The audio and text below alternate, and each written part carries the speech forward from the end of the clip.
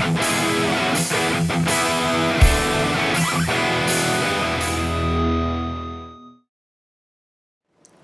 gang, welcome back to another Viewers Project video, or should I say a continuation of the previous Viewers Project video. Don has shared with us his 1966 Mustang that he calls Betsy. Now, as I mentioned in the previous video, Don has sent me a lot of video footage, and I want to share as much of that as I can, but I don't want to make a video that's an hour long. I mentioned that before. I want to keep them within a good time limit so that people stay interested and they can see what's going on.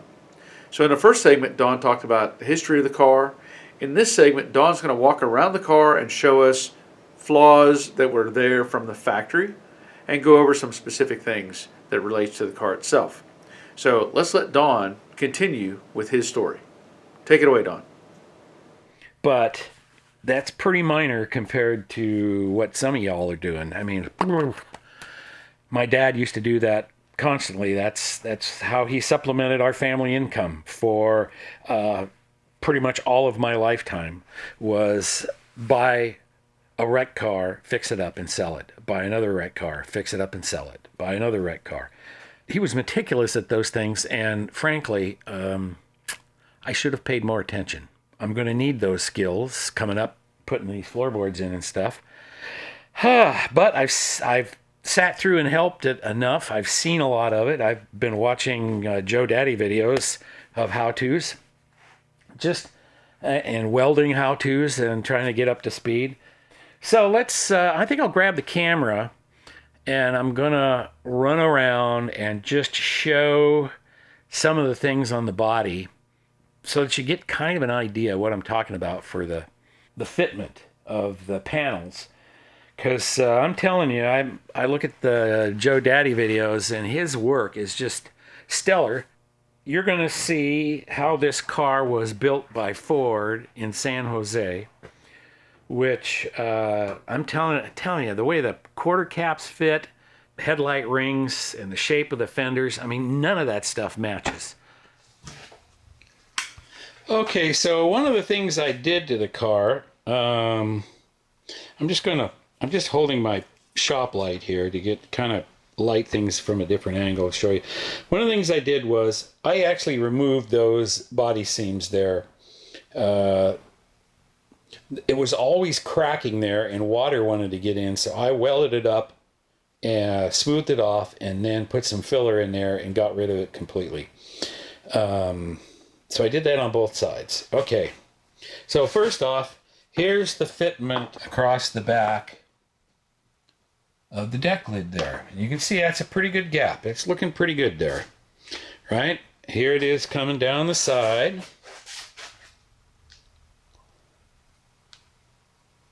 It's kind of the same width all the way around. See, it's a little wider at the point there compared to the end cap. If you look at it this way, you can see that the curve on the deck lid and the end cap are different. They do line up almost on this side, but the deck lid actually sits out just slightly beyond the end cap. This fitment here across the top is kind of okay, but when you go down the side here, you can see it does not fit the body perfectly. You know, it just, there's more curve. So I can see doing exactly what Barry talks about here, where he takes it and undoes those spot welds to curve the fender to these end caps. And just so you know, looking at the Jade or Brooklyn Pony, whichever one it was, the fitment he had that he didn't like, that's pretty much the way they come. And on this side, you'll see that the deck lid is actually quite a, it's a little bit longer, and that curve of the deck lid to the fender is just not there. The car has always been like that. There's more of a point on the deck lid than there is on the end cap.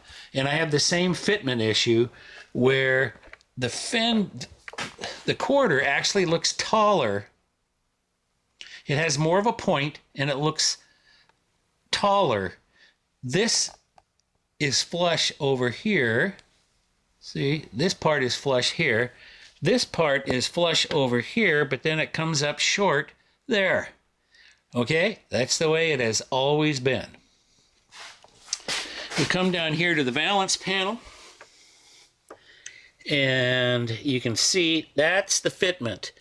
And I'll say the Dynacorn stuff didn't fit as well as this one does. Okay, so there you can see. You'll also notice, hey Don, what is that? Oh, that's a side marker light. I'm telling you, these cars, I put those side marker lights on there in the 70s. These cars are so dark. I was cruising up one of the local highways, dark, rainy night. You know, your headlights just disappear into the rain and the darkness. And another 66 Mustang, or 65, I don't know which, pulled out and went across the 4 lanes of traffic. And the only reason that I saw him and slowed down was I kind of saw a shadow.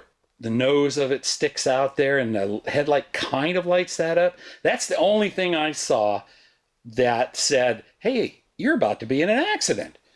And so I decided on this car that I was going to light it on the sides. So I know some of you are going to say that's sacrilege.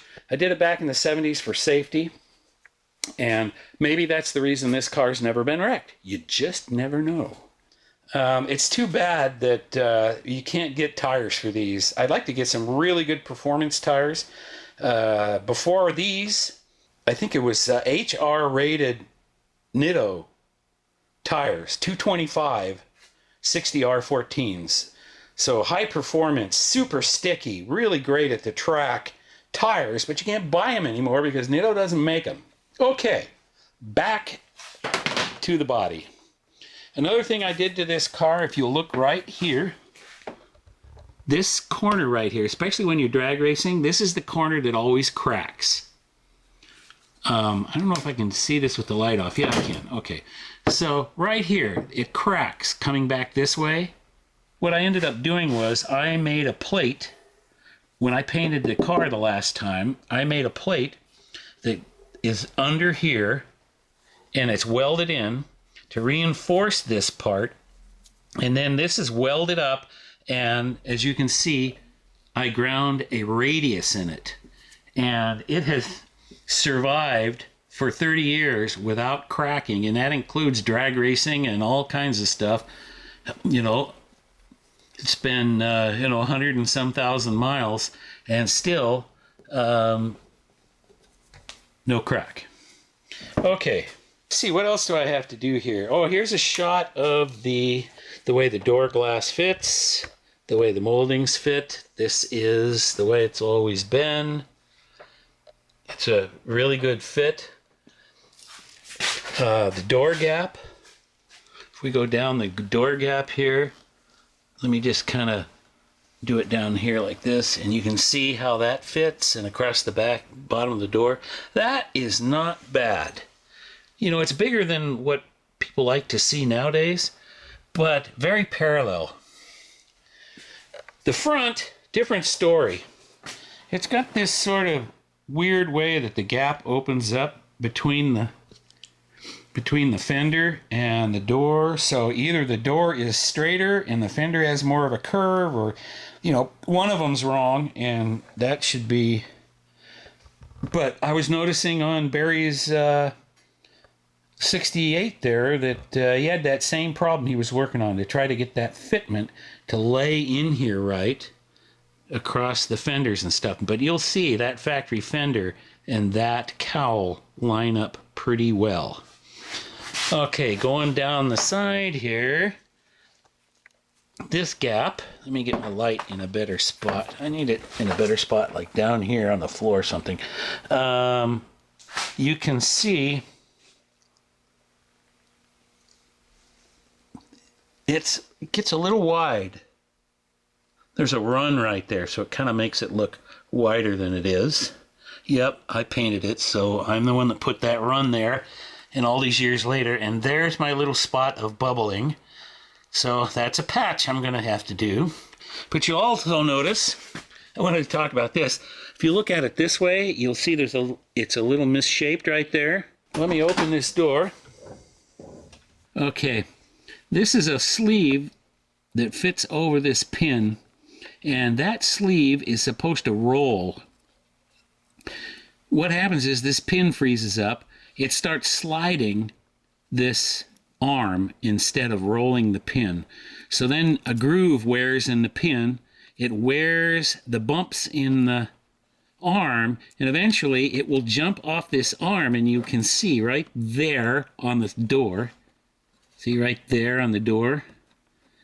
That's where the arm popped off and bent the lip of the door. So I'll have to straighten that when I have this door off. Now in my car right now, the driver's door spins fine. This one is frozen. But I'll have to get after that and make sure this hinge is fixed.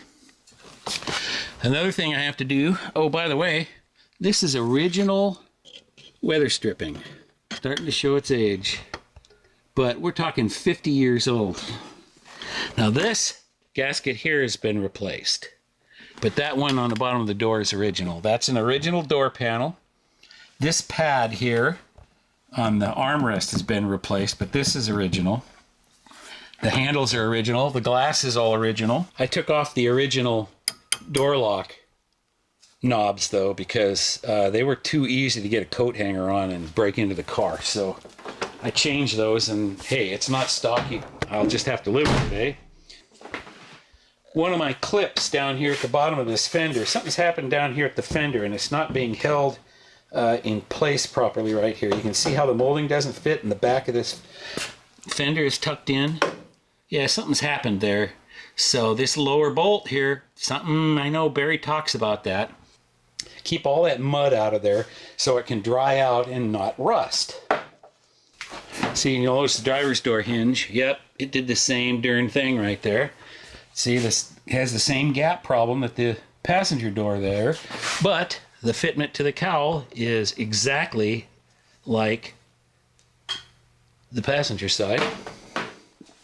Original mirror, inside adjustable mirror. Maybe that's an option too. See, on this thing, you'll notice I have put washers in there, and you can see the cracks in the door. So this door has to come off, and I'm going to weld it. My little pony here on the grill, you know, whenever it was popular to take those out, I left mine in, and then when everybody started leaving theirs in, I took mine out because I just have to be different. Okay, let's look at these. Look at the, you know, you're talking about how the curve of the fender and the hood just doesn't match. Well, there's my life right there. You see it? That point there doesn't match. And look at the rock shield there. It almost fits the body. I mean, almost. Look at that. And hey, that is the way it was. It's always been like that. Let's see if you can see it there. It's kind of not so great the way that fits there. It's the same on both sides. It's absolutely identical on both sides. Does not matter. This is the way they did it at the factory. And Barry just did an absolutely superb job fitting all of that on his car. I mean, he really did a great job. I didn't even bother. Nobody sees it or worries about it. And it's a driver. There's so many things I thought about doing. You know, it has these little phony grills right here.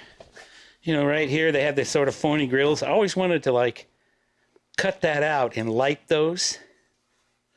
But, you know, in the past, that would be a difficult thing to do. But now with LEDs, it would be so easy to light that spot right there. I don't know, I may, look at that, that weather strip is a little far gone there now. So, but like this, this rubber thing here at the end, that's original. When I painted the car, I did put new belt wipes, the felt wipes on there. This here is original. Let's turn it up this way. Headliner. There's one little tear in the headliner over there. I was hauling some speakers. And yes, I have a whole bunch of parts in here. Original seat. It's got a console. Another thing I did to the car.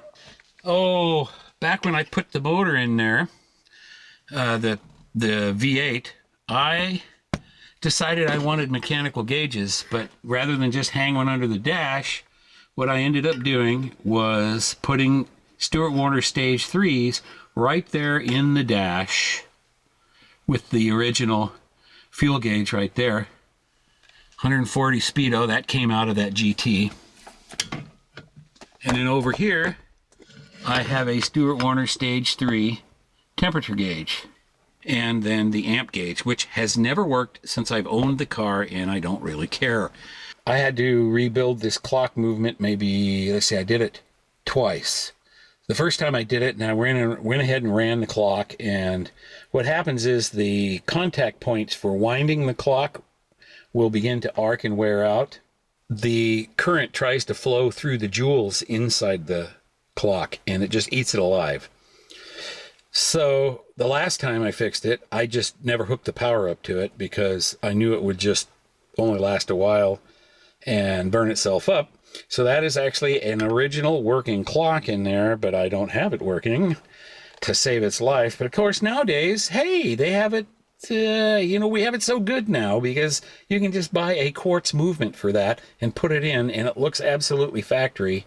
Has a 6 gram tack, but they're easy to calibrate. I had this calibrated to the 6-cylinder when it was in here, and I recalibrated it for the V8. But then again, that was 30 years ago.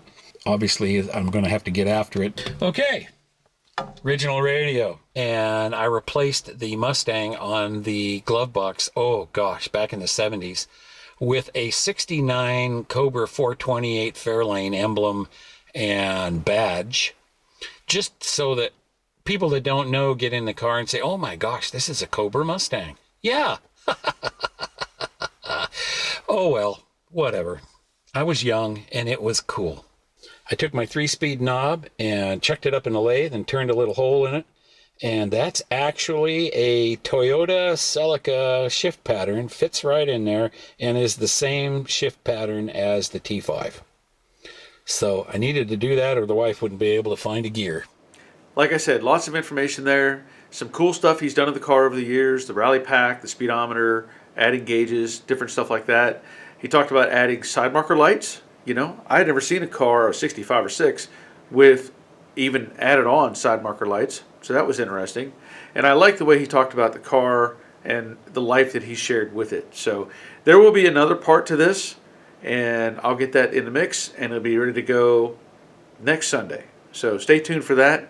If you're interested in sharing a viewer's project with all of us here on YouTube, by all means, send me an email. Let me see if I can do this right. Somewhere in that range. We'll go back and forth and see if we can't get something put together. But that's going to be it for this particular video. I want to thank you for watching. Thank you for subscribing. And until next time, take care of yourselves. See ya.